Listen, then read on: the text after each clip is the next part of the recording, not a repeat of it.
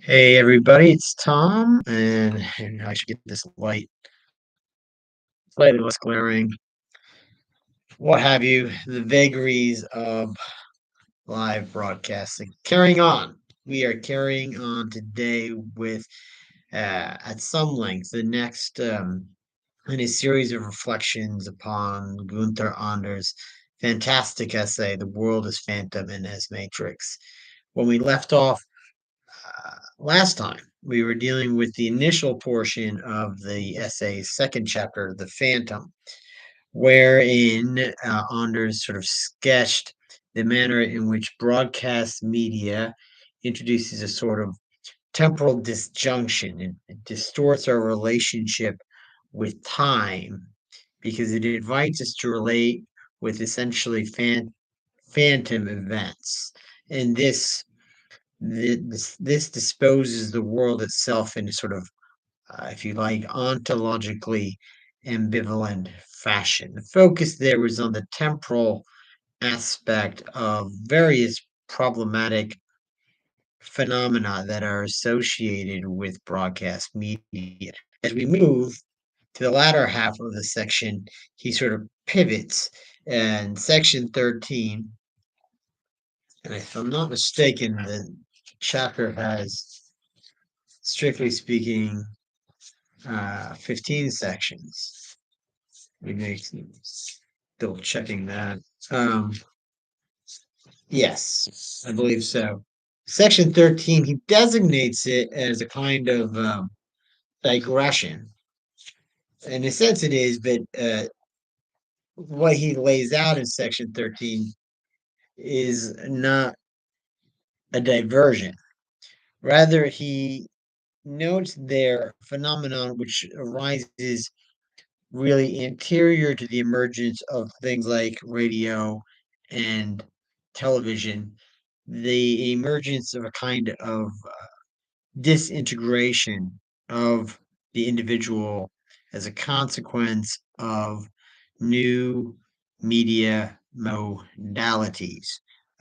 In a way, it can be traced back even into the 19th century. He refers to these disintegrating modes as disorienting, and they'll become consummated in the forms of television and radio, because through television, radio, and now with the additional uh, realities in which we find ourselves immured of the internet and digital relay and so forth, you have um,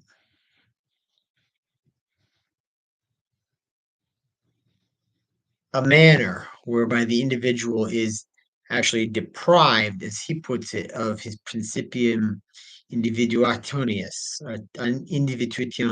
right? The principle of his individuation through displacement from the present.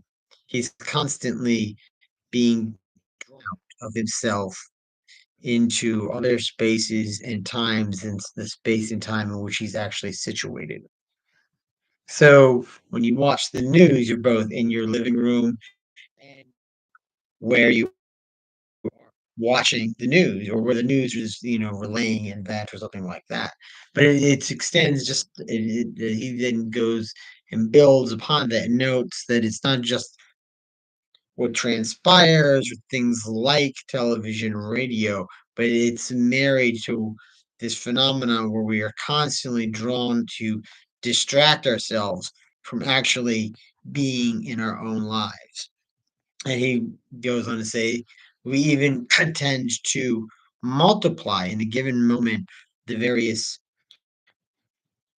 senses of our distraction, so that we'll be listening to music in the background while we're reading something, and then here's yet something's on the television, and we're probably eating and drinking at the same time, and so on and so forth, so that every one of our sense faculties is distinctively captured or arrayed in another way. And what recedes is an integration of everything that is in our immediate moment, an integration that would coordinate with the task of finding out who and what we are as individuals in a specific point in space and time. And this is rooted in a deep anxiety that is endemic to modernity, and if you want, postmodernity, this horror vacui, this willingness to sort of sit in the actual space of the present and in the quiescence, the deafening quiescence of that present. Now, this tendency within our society to subject ourselves and to be subjected actively by various institutions to constant distraction, he notes, is not accidentally associated with the differential manner in which we come to work under the present regime. Uh, the regime of industrial and now post-industrial capital, where our relationship with work is merely functional and frankly, and for most people, demoralizing because it takes them away from their potential as human beings to be in the world in an organic and in a convivial and exciting and in a fulfilling fashion. Deprived of what might be called like the true fulfillment that can be derived from work as opposed to toil. One can see that psychically this situation is not a pleasant one. As you leave, whether it's from a factory job or an office job or some retail job, back to your quote unquote real life into the quote unquote time of leisure, you must avoid, in a sense, you must avoid reflecting upon some more depressive reality of how the conditions of our society encourage us to lead lives that are frankly disjoined from anything like truth or the true or the real. We live in a society which is committed to fantasy. And that would be fine as far as it goes, except that as human beings, there's a fundamental yearning to actually connect with the real, with being, with the true, or what have you. This need, this yearning, this which I would say is ontological, it's existential, it's fundamental. It's it's anathema to the imperatives of our current domain. And broadcast media, initially in radio, television, and certain forms of print, and now with the ascent of uh, digital media and various virtual uh, invitations. Uh, my phone there. Which I forgot to silence. Uh, has now sort of made the situation even worse, right? And he doesn't just sketch it out theoretically.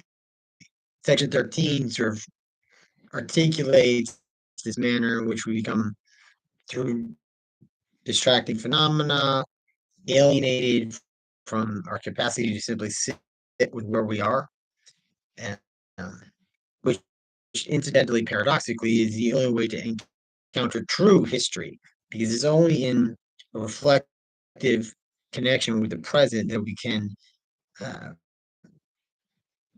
enter a space which permits a narrative unfolding consummate with the needs of human experience. Um, he then, after this sort of theoretical sketch, notes how there are extreme expressions of the consequence of this reality in people who begin to, at the time it was extreme, but I don't think it's so extreme now as it once was. Um, begin to organize their existence, organize their lives around the phantoms that they encounter, whether it be on the internet, the television, the radio. They give these spectacles more weight than the characters in their actual environs. And what you have is simply a dramatically displaced form of existence, as Eric Copeland noted. We are. I think I'm not certain whether it's his own coinage or if it's a coinage of McLuhan or what have you. Um, they were constantly bilocating. Really, that's understating it. We're not even bilocating or trilocating. We're polylocating. And I mean, I can see that in myself when I'm down and find how often I'm drawn out of the space where I am in this moment. Of course, you can romanticize the present excessively, the present of the simple cow or something to that effect, as Nietzsche once put it. That's not what we're doing here. Okay, what we're insisting upon is that the present is accessed most authentically when it is grounded in a sort of thematic unity, harmonization of what we are experiencing that is actually, and I keep using this adverb or radically, but it's radically undermined by our fixation on various media forms that carries out and away from it. So much then by summarizing the end of the second chapter, the uh, we'll carry on with chapter three. I'm gonna get to it because I did the first two um, chapters very quickly. Then we got pulled off, but we're just going to try and soldier on and get through the rest of this essay.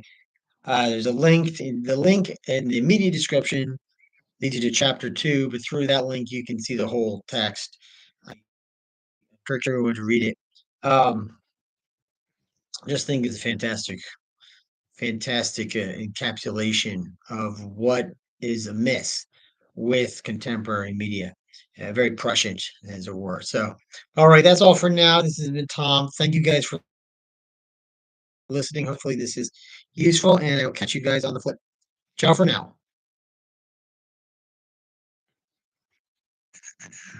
Boom. Boom.